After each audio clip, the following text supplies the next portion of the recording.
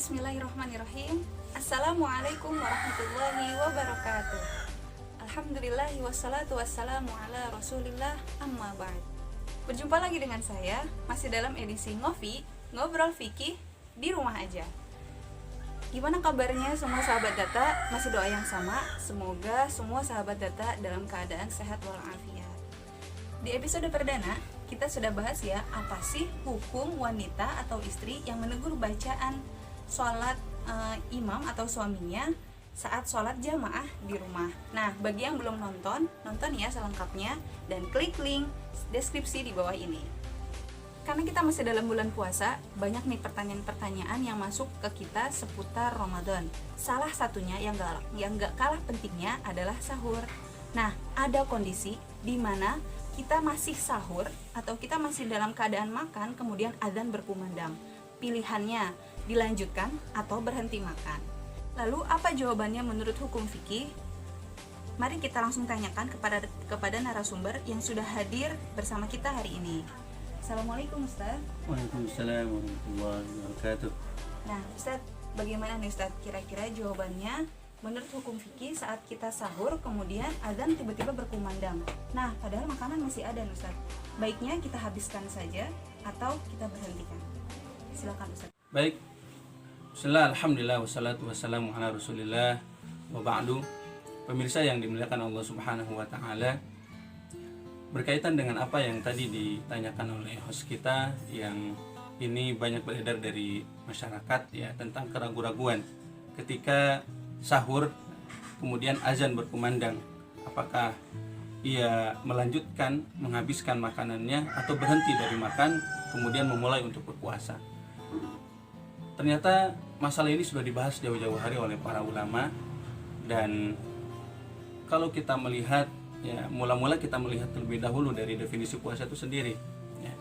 Puasa sebagaimana ulama mendefinisikan bahwa puasa itu al-imsak ya, menjaga, menahan diri dari melakukan atau dari hal-hal yang membatalkan puasa, baik dari makan, minum ataupun bercampur dengan istri ya, dari mulai terbitnya fajar shadiq ya sampai terbenamnya matahari dengan diawalinya.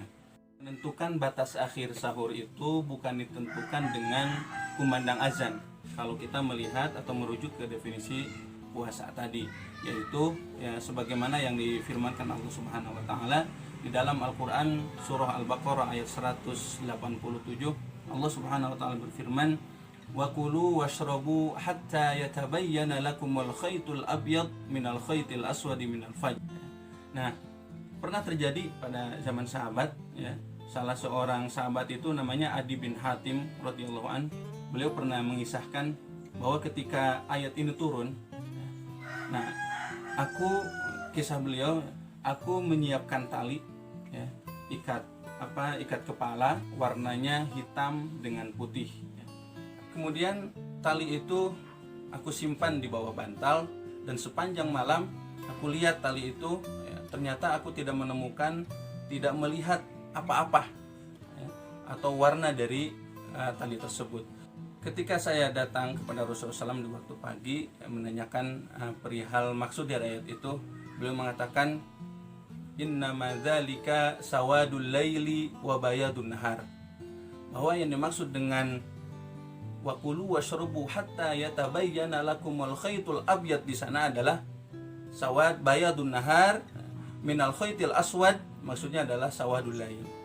Jadi putihnya di waktu siang hari dan hitam pekatnya di waktu malam hari. Jadi kesimpulannya, jika ada orang yang sedang sahur kemudian dia yakin bahwa fajar shadiq itu telah terbit, maka dia seharusnya untuk menahan diri untuk tidak melanjutkan makan atau minum. Namun ketika dia belum yakin bahwa fajar shadiq itu belum terbit gitu ya, maka silakan dilanjutkan makan dan minumnya atau sahurnya. Begitupun ketika kita mendengarkan azan ya, mendengarkan azan subuh ya, ketika kita belum yakin bahwa saat azan itu berkumandang dan kita belum yakin bahwa fajar shadiq itu belum terbit, maka di sana pada saat seperti itu kita boleh untuk melanjutkan makan dan minum ya, sampai kita betul-betul yakin bahwa azan tersebut adalah azan saat fajar shodiq sudah terbit. Ya, karena ukuran seseorang berhenti dari sahurnya itu adalah saat fajar shodiq sudah betul-betul terbit. Jadi dari sini bisa diambil kesimpulan bahwa azan itu bukan menjadi patokan seseorang berhenti dari sahurnya. Nah, lalu muncul pertanyaan, bagaimana dengan hadis yang menyatakan bahwa batasan sahur seseorang itu adalah, batasan seseorang memulai puasa itu adalah saat azan berkumandang. Dalam hadis riwayat Imam Bukhari dan Imam Muslim, di sana disebutkan bahwa bunyi hadisnya itu seperti ini. Inna bilalan yu'adzinu bilailin wa kulu washrabu hatta yu'adzina ibnu ummi maktum. Hadis ini seolah-olah bermakna bahwa ukuran batas berhentinya sahur seseorang itu adalah ketika azan berkumandang.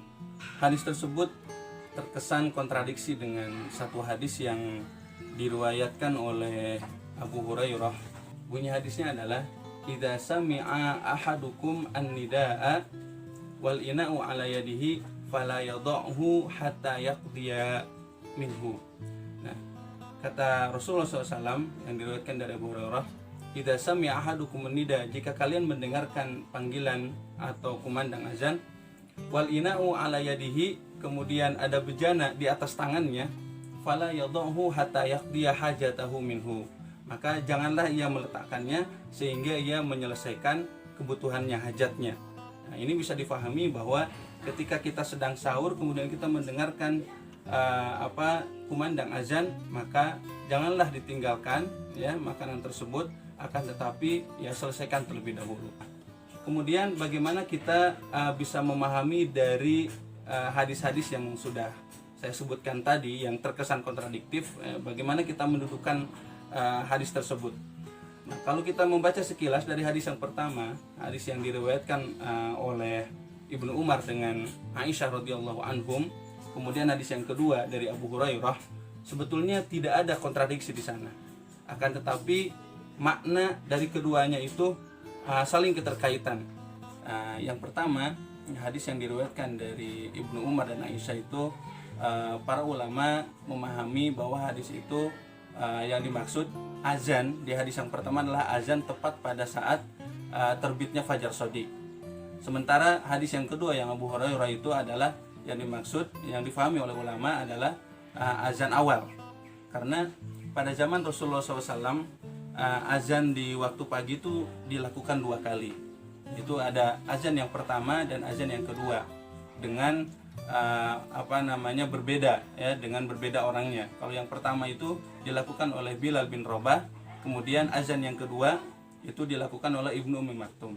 Oleh sebab itu dari hadis yang pertama ketika Bilal mengumandangkan azan, ya, Rasulullah SAW masih membolehkan sahabat-sahabatnya untuk menyantap makan sahur, sebab itu adalah azan yang dikumandangkan beberapa saat sebelum fajar shodiq itu terbit.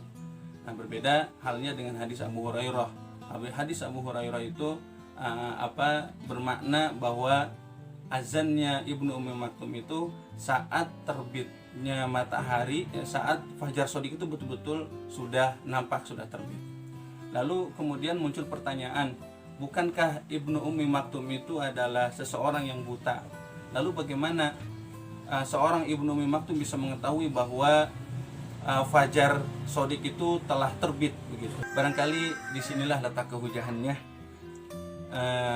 Abdullah bin Ummi Maktum ini selalu mendapatkan isyarat dari sahabat-sahabat yang lainnya, yaitu ketika beliau bertugas untuk mengumandangkan azan di waktu atau di saat terbitnya fajar shodiq, ya, beliau mendapatkan isyarat dari sahabat-sahabat yang lainnya. Sebagaimana yang disebutkan dalam satu hadis, wa kana rajulan a'ma la yu'adzinu hatta yuqalu lahu asbahta asbahta, bahwa seorang lelaki yang buta itu tidaklah dia mengumandangkan azan hatta yuqalu lahu asbahta asbahta, sehingga dikatakan kepadanya waktu pagi sudah tiba. Pemirsa yang dimuliakan Allah Subhanahu wa taala, dari penjelasan di atas terurailah duduk persoalan beberapa dalil yang nampak kontradiksi tersebut. Itu tentang penentuan batas akhir makan sahur itu adalah karena terbitnya fajar shodiq, ya, bukan karena terdengarnya lantunan atau kumandang azan.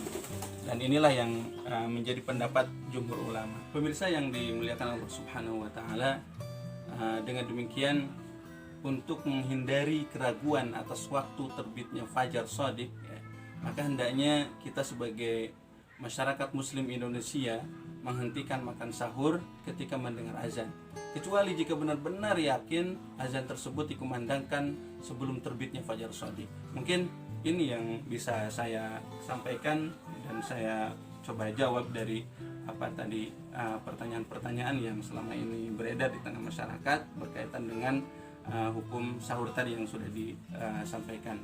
Wallahu a'lam bishawab. Alhamdulillah telah kita dapatkan jawabannya ya sahabat ya. Jadi saya simpulkan sedikit ya sahabat, bahwa dari pertanyaan tadi, saat kita makan sahur kemudian tiba-tiba adzan berkumandang, maka sebaiknya untuk menjaga kehati-hatian kita memberhentikan makan dan tidak melanjutkannya. Alhamdulillahnya di tradisi Indonesia itu sangat bagus, yaitu ada jadwal imsakiyah yang mana untuk menjadi pengingat bahwa akan sebentar lagi akan datang adzan atau waktu fajar shodiq yang mana sudah tidak boleh ada sama sekali makan dan minum apapun. Begitu sahabat. Betul begitu Ustaz ya jawabannya? Ya alhamdulillah. Jazakumullah khairan Ustaz atas penjelasannya hari ini. Bagi sahabat yang ingin bertanya, boleh langsung tulis di kolom komen ya di bawah ini. Untuk mendukung dakwah kami, jangan lupa like, share, subscribe channel Darut Tanzil Official dan nyalakan lonceng notifikasinya. Nantikan episode kami selanjutnya. Wassalamualaikum warahmatullahi wabarakatuh.